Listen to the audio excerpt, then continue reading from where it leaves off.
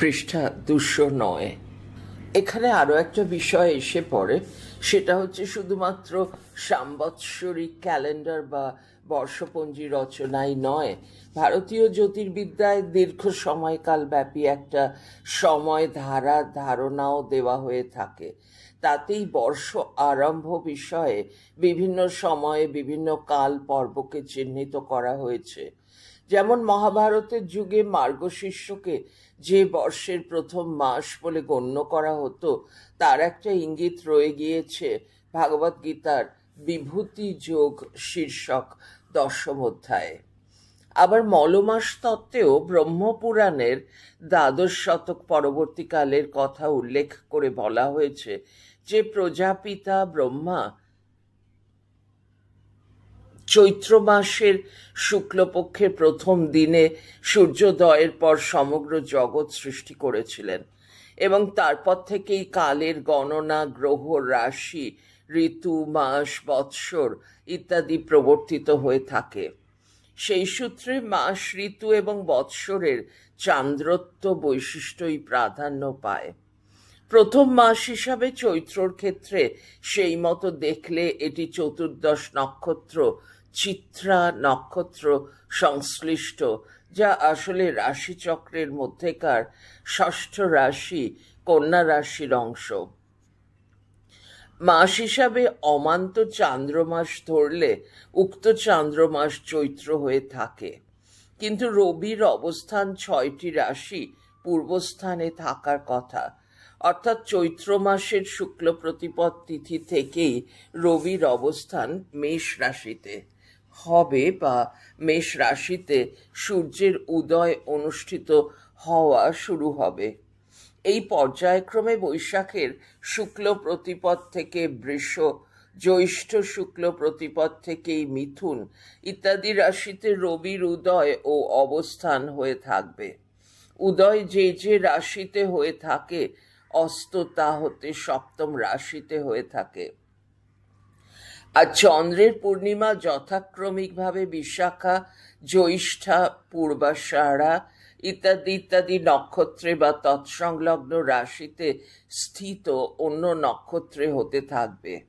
সেগুলিও যথা পর্যায়ক্রমিকভাবে সপ্তম, অষ্টম রাশি অর্থাৎ তুলা, বৃশ্চিক, ধনু, মকর ইত্যাদি ক্রমান্বয়িকভাবে আগতবান রাশি চক্রের অংশ হয়ে থাকে।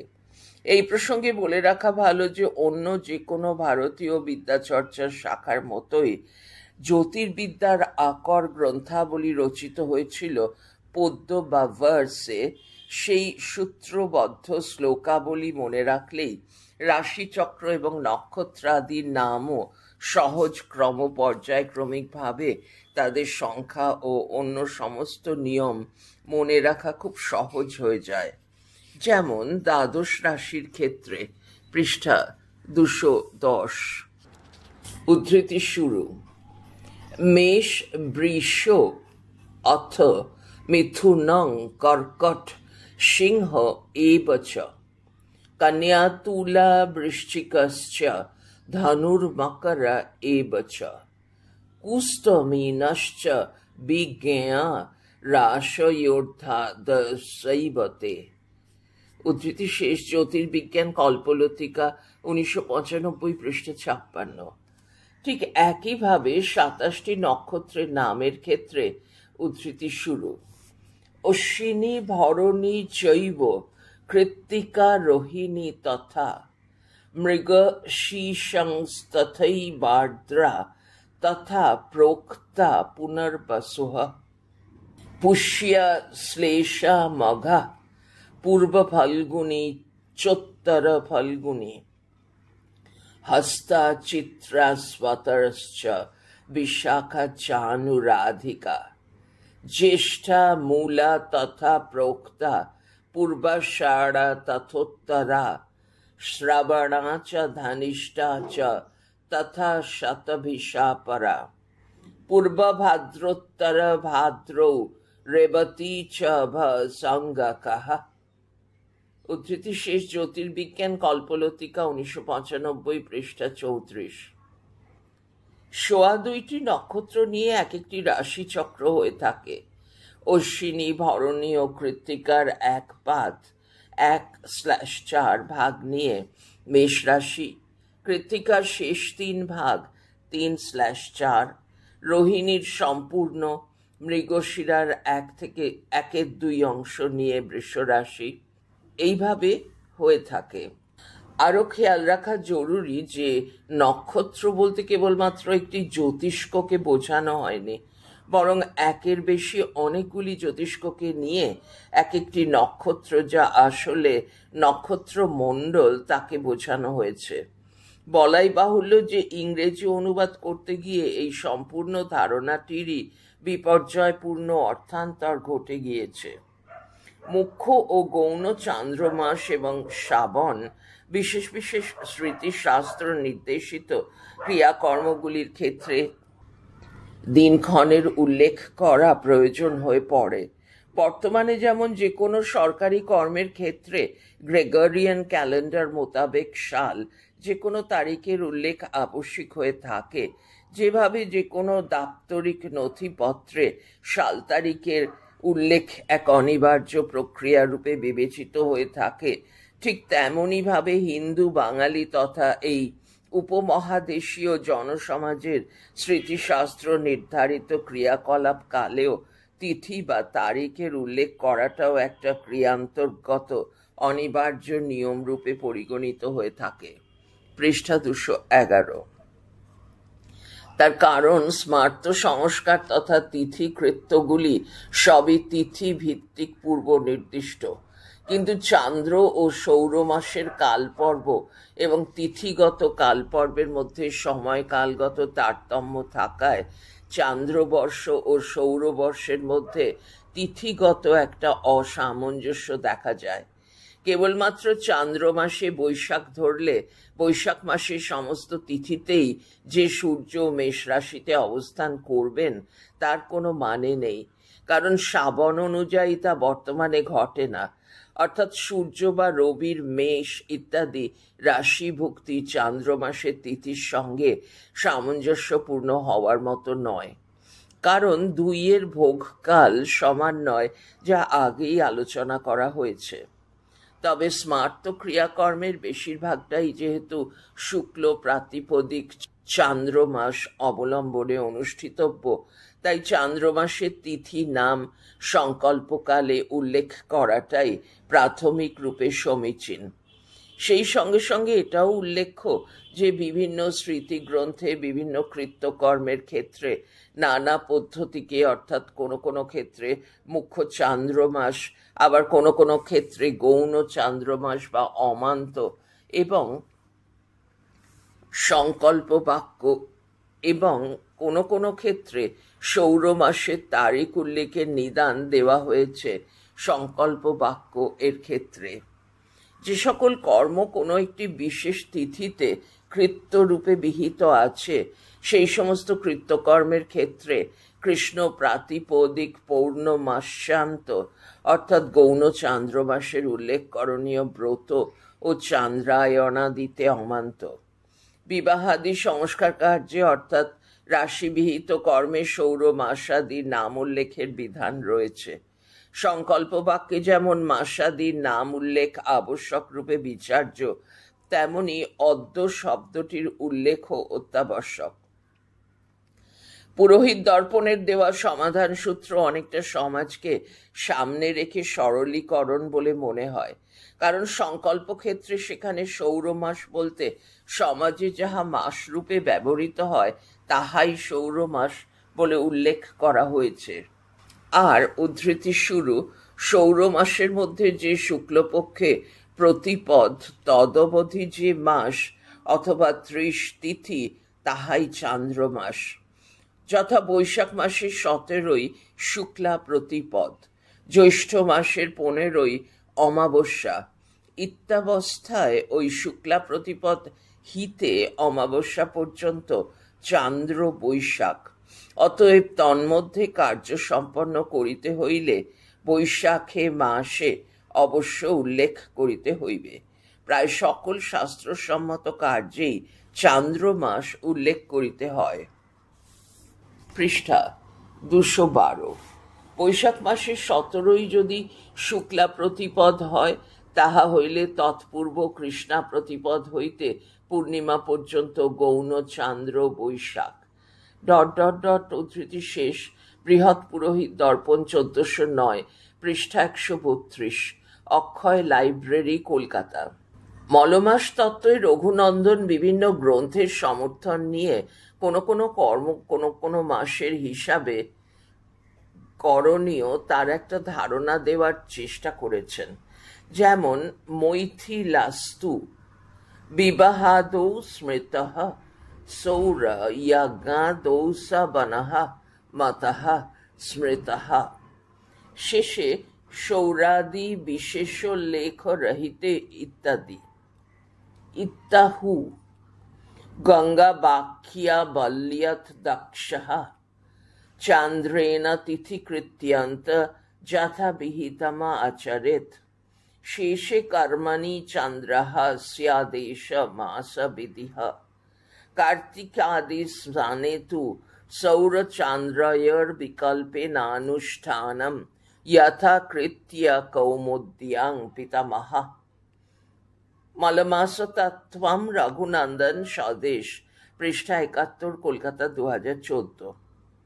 এই যে বিবাহাদিতে সৌর, যজ্ঞাদিতে শ্রাবণ, অবশিষ্ট কর্মে চান্দ্রমাস, এর ব্যবহার বিবেচনা করার বিধান অথবা বৈশাখী স্নানে সৌরমাস, কার্তিকী স্নানে যে সৌর অথবা চান্দ্রমাসের যে কোনো একটিকে অনুসরণের যে বিধানসমূহ রয়েছে, তার প্রত্যেকটার পিছনেই সুবিন্যস্ত যুক্তি জাল রয়েছে বিভিন্ন স্মৃতিশাস্ত্রে। শুধুমাত্র একটি উদাহরণ দিলেই বোঝা যাবে যে চান্দ্র বা সৌরমাস গণনার সময় কোনো একটিকে গ্রহণ করার পিছনে কতটা সুগভীর ও বাস্তবোচিত যুক্তির আশ্রয় নেওয়া হয়েছে। গর্ভাধান হল ভারতীয় সমাজে প্রচলিত 16টি সংস্কারের মধ্যে প্রাথমিকতম। গর্ভসঞ্চারের নির্দিষ্ট দিনের হিসাবেই প্রসূতি মাতার 4র্থ বা 6ষ্ঠ মাসের সাধভক্ষণ, সীমন্ত সংস্কার এবং প্রসব পরবর্তীতে নবজাতকের অন্নপ্রাশন, চূড়াকরণ ইত্যাদি অনুষ্ঠিত হয়ে থাকে নির্দিষ্ট সময়ান্তর। গর্ভাধানের ঘটনাটিকে নিতান্ত এক আকস্মিক ঘটনারূপে দেখার মতো বিচার বিবেচনা ছিল না পঞ্জিকা নির্ভর স্মৃতিশাস্ত্র নিয়ন্ত্রিত ভারতীয় সমাজে। বস্তুত গর্ভাধানের মতো ঘটনা আদতে আকস্মিক নয়ও। সাধারণভাবে পাশ্চাত্য প্রভাবিত মতবাদে যৌনাচারকে ব্যক্তি স্বাধীনতা এবং সন্তান ধারণকে আকস্মিক বলে তুলে ধরার চেষ্টা হয়ে থাকে, কিন্তু গর্ভসঞ্চার একটা নির্দিষ্ট সময়ের হিসাবেই ঘটে থাকে। সেটা আজকের উন্নত যে কোনো প্রযুক্তিগত অগ্রগতি ঘটার পরে আরো বেশি করে প্রমাণিত হয়ে গিয়েছে। নারীর রজত চক্রের নির্দিষ্ট সময়কাল 29 দিবস, বলাই বাহুল্য সেটা সৌর দিবস। পিতৃকোষ ও মাতৃকোষের নিষেকের উপাত্ত সময় হচ্ছে রজ দর্শনের দিন হতে 29/2 এর সঙ্গে 2 নিশার যোগফল দিবস। সেই মুহূর্তটি প্রসূতিবিদ্যা অনুযায়ী ডিম্ব নিঃসরণের উপযুক্ত ক্ষণ বা ডেট অফ ওভিউলেশন। কিন্তু আধুনিক প্রসূতিবিদরা সন্তান প্রার্থী পিতা মাতাকে যে সেই বিশেষ দিনটিতেই সহবাসের জন্য পরামর্শ দেন এমন নয়, কারণ ডিম্ব নিঃসরণের পরে আর বেশি দিন মাতৃকোষ জীবিত থাকে না। তাই এই সময়কালের অনেক আগে থেকেই সহবাসের পরামর্শ দেওয়া হয়ে থাকে। কারণ পিতৃকোষের স্ত্রীগর্ভে উপনীত হওয়ার পরে একটা অপেক্ষমান কাল থাকা সম্ভবপর, কিন্তু মাতৃকোষ ডিম্বাশয় থেকে নিষ্ক্রমণের পরে ডিম্ববাহিকায় অপেক্ষাকাল নির্দিষ্ট। নিষেকের ঘটনার বেশ আগে থেকেই পিতৃকোষের আগমন নিষেকের পক্ষে পরিবেশ সহায়ক। স্মৃতিশাস্ত্রে তাই রজদর্শনের প্রথম দিন থেকে গণনা করে 16টি রাত্রিকালের সময়কালকেই বলা হয়েছে ঋতুকাল। তাই গর্ভাধান সংস্কারের যোগ্যতা আরম্ভ হওয়া থেকে শুরু করে যে 16টি দিন শ্রাবণ অনুযায়ী হিসাব করাটাই গাণিতিক নিয়মে সঠিক, এবং সেই সূত্রেই তৃতীয় মাসে অর্থাৎ 16 দিবসের পর থেকেই 90 দিবসে পুংসবন, চতুর্থ মাসে অর্থাৎ 120 দিবসে স্পন্দন ইত্যাদি কৃত্যরূপে ধরা হয়ে থাকে। কারণ চান্দ্রমাস ধরলে দিবস বা শ্রাবণের সঙ্গে বিস্তর অনৈক্য দেখা দেওয়াটাই স্বাভাবিক। কারণ চান্দ্রমাসের প্রথম দিকে গর্ভাধান ঘটলে গর্ভের বয়স চান্দ্রমাস হিসাবে আসলে অধিকতর দিন হবে। তৃতীয় বা চতুর্থ মাস বললে আবার চান্দ্রমাসের শেষ প্রান্তে গর্ভাধান ঘটলে তৃতীয় বা চতুর্থ মাস, এইভাবে হিসাব ধরলে স্বল্পতর দিন হবে। তাই যথাযথভাবে চতুর্থ মাসে যে ভ্রূণের হৃদস্পন্দন অনুভবযোগ্য তা শ্রাবণ দিনের হিসাবেই যথাযথ হয়ে থাকে।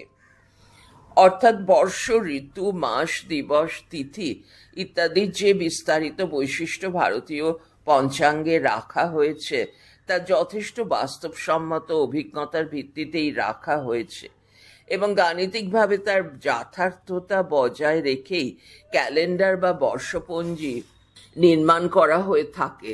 পৃষ্ঠা 214। শুধুমাত্র চান্দ্রমাসের হিসাব ধরে বর্ষপঞ্জি নির্মাণে যেমন 15 বছরেই ঋতুগত হিসাবের বিপর্যয় অনিবার্য হয়ে দাঁড়ায়। কারণ কেবল চান্দ্রমাসের হিসাবে বছর 354 দিনের হয়ে থাকে। তার ফলে একটি বিশেষ তারিখ 15 বছর পর শ্রাবণ বর্ষের নিরিখে 3 মাস এগিয়ে গিয়ে থাকে। তার ফলে যে তারিখ 15 বছর আগে শরৎ ঋতুতে পড়েছিল তার বর্তমান বছরে গ্রীষ্ম ঋতুতে এসে পড়া স্বাভাবিক। এই ঘটনা পঞ্চাঙ্গের ক্ষেত্রে কখনো ঘটার সম্ভাবনা নেই। চান্দ্র ও শ্রাবণ বর্ষের দিবসীয় তারতম্যকে এক বিশেষ হিসাবক্রমে সামঞ্জস্যে এনে ফেলা হয়। সেই পদ্ধতিকেই বলা হয় মলমাস বা মলি মাসের হিসেব। মলি মাসের হিসাব। সেই হিসাব অনুযায়ী যেহেতু সূর্য প্রতিদিন তিথির 60 ভাগের 1 ভাগ হরণ করে থাকেন, সেই হিসাবে একটি ঋতুতে সম্পূর্ণ একটি তিথির ছেদ ঘটান। একইভাবে চন্দ্রও প্রতি ঋতুতে একটি করে তিথির ছেদ ঘটান। এইভাবে প্রতি 2 মাসে চন্দ্র ও সূর্য দ্বারা আকৃষ্ট হয়ে 2টি করে তিথির বিলোপ ঘটে থাকে। তার ফলে প্রতি 2.5 বৎসরের শেষে একটি করে মলমাস হয়ে থাকে।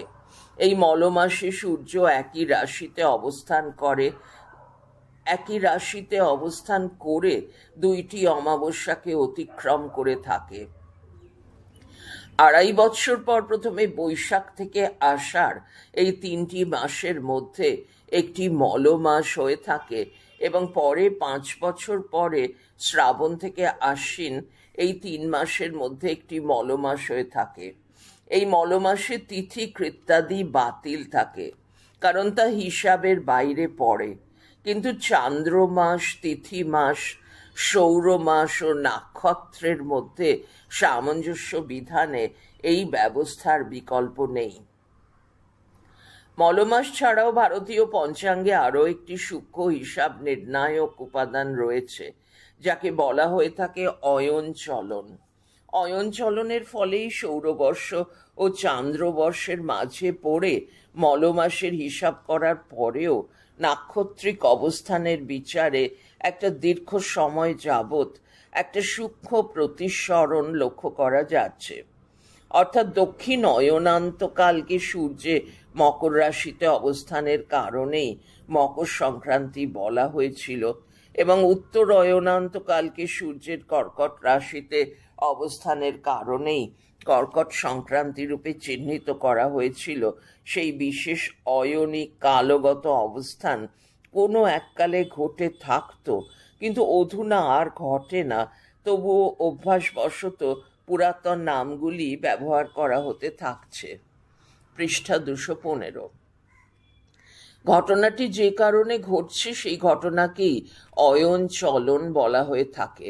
অর্থাৎ সূর্যের যেমন আহ্নিক ও বার্ষিক গতি রয়েছে, তেমনি আরও একটি সূক্ষ্ম গতি রয়েছে যাকে বলে অয়ন চলন। এতে সূর্য দক্ষিণ অক্ষের উপরে ভর করে যখন আবর্তিত হতে থাকে তখন সেটি আপেক্ষিকভাবে স্থির থাকে এবং উত্তর অক্ষ দক্ষিণকে ভরকেন্দ্রে পরিণত করে নিজে থেকেই দোলায়িতভাবে আবর্তিত হতে থাকে, ঠিক ঘূর্ণায়মান লাট্টুর মাথার দিকের মতো। সেই আবর্তমানতার গতি ৭২.৬ বছর প্রতি ১ ডিগ্রিতে। আহ্নিক ও বার্ষিক গতিতে ঘূর্ণায়মান অবস্থায় চক্রমণ করতে করতে দোলায়মান মস্তকের ৩৬০ ডিগ্রি আবর্তন সম্পূর্ণ করতে সময় লাগে ২৫,৭৭১ ২৫,৭৭১ বছর দাঁড়িয়ে ২৫,৭৭১/৩৬০ ডিগ্রি সমান ৭২.৬ বর্ষ। এক একটি রাশি অতিক্রম করতে সময় লাগে ২৫,৭৭১/১২ সমান চিহ্ন ২১৪৭.৬ বর্ষ, ২১৪৭.৬ বর্ষ বা বৎসর। ১২টি রাশির প্রত্যেকটির মান ৩০ ডিগ্রি করে, কারণ ৩৬০/১২। অতএব প্রতি রাশি চক্রের অতিক্রমণের সময়কাল ৭২.৬, তারকা চিহ্ন ৩০, এখানে কোনো ছাপার ভুল হতে পারে, সমান চিহ্ন ২১৪৭.৬ বা ২১৪৮ বর্ষ। সেই হিসাবে বর্তমানে যদি কর্কট রাশিতে উত্তরায়ণ সম্পন্ন হয় তাহলে বুঝতে হবে এই ঘটনা ২১৪৮ বর্ষ পূর্বে এবং ২১৪৮ বর্ষ পরে এই একই রাশিতে ঘটবে না। যেমন বর্তমানে মকর সংক্রান্তির সময় সূর্যের অবস্থান পঞ্জিকা মতে ধনু রাশিতে হয়ে থাকে। এর আগে মকর রাশিতেই প্রকৃত মকর সংক্রান্তি ঘটেছিল পূর্ববর্তী ২১৪৭ বর্ষ পিছনে, অর্থাৎ ২০২১ বিয়োগ চিহ্ন ২১৪৭ সমান চিহ্ন বন্ধনীর মধ্যে বিয়োগ চিহ্ন ১২৪ খ্রিস্টপূর্বাব্দ। এই একটা জায়গায় পঞ্চাঙ্গে সামঞ্জস্য বিধানের একটু প্রয়োজন রয়ে গিয়েছে, অন্যথায় দীর্ঘ সময় পর্বে বর্ষ ঋতু তিথিতে বিশেষ বিপর্যয় ঘটতে দেখা যায়নি। গ্রেগরিয়ান ক্যালেন্ডারের মতো কেবলমাত্র সৌর ক্যালেন্ডারে চান্দ্র মাসকে আলাদা করে ধরাই হয় না, কিন্তু মানব জীবনে চলার পথে সূর্যের মতোই চন্দ্র এবং অন্যান্য নক্ষত্র স্টার অর্থে নয় সমূহেরও এক সুগভীর নিয়ন্ত্রণ থেকে থাকে। সমুদ্রে নদীতে জোয়ার ভাটা হয়, বাতের ব্যথা বৃদ্ধি পায়। অতএব ভূমণ্ডল স্থিত এইসব শক্তি সমূহকে ধর্তব্যের বাইরে রাখাটাও বুদ্ধিমানের কাজ নয় মোটেই। অন্তত এই পদ্ধতির গণনা যথাযথ রক্ষা করতে পারলে ইংরেজি সালের বন্ধনীর মধ্যে ক্যাপিটাল সি ক্যাপিটাল ই ১৭৫২ সালের মতো বিপর্যস্ত হতে হয় না। পৃষ্ঠা ২১৬, যেখানে শ্রাবণের হিসাব মেলাতে না পারার কারণে সেপ্টেম্বর মাসের ক্যালেন্ডার থেকে ১০ দিন বাদ দিতে হয় না। রাজশক্তির জোরে সূর্যকে একেবারে ১৪ দিন পরে উঠতে বাধ্য করা হলেও বাস্তবে তা ঘটে না।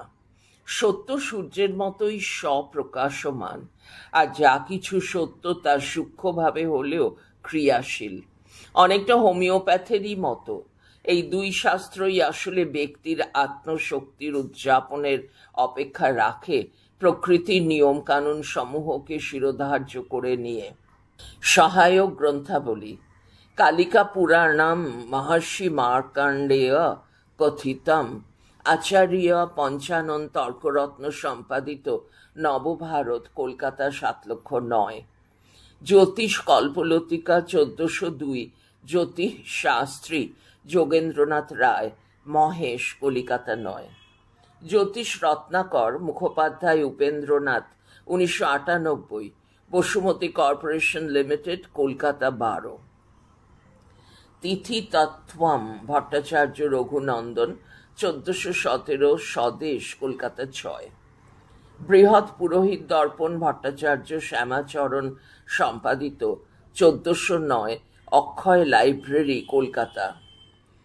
ভারতে জ্যোতিষচর্চা ও কোষ্ঠী বিচারের সূত্রাবলী জ্যোতিষশাস্ত্রী Shri Nirendranath বাগল 1419 Sanskrit Pustak Bhandar Kolkata 6। Materia medica Kent James Tyler TYLER 1923 TAFL TAFL Philadelphia USA। Malamasa Tattvam Bhattacharya Raghunandan 2014 Swadesh Kolkata 6। অধ্যায়টি এখানেই শেষ হলো। পড়া চলছে পরের পৃষ্ঠায় 217 ব্রত এর অন্তর্ভুক্তি ও স্মার্ত পঞ্জিকা।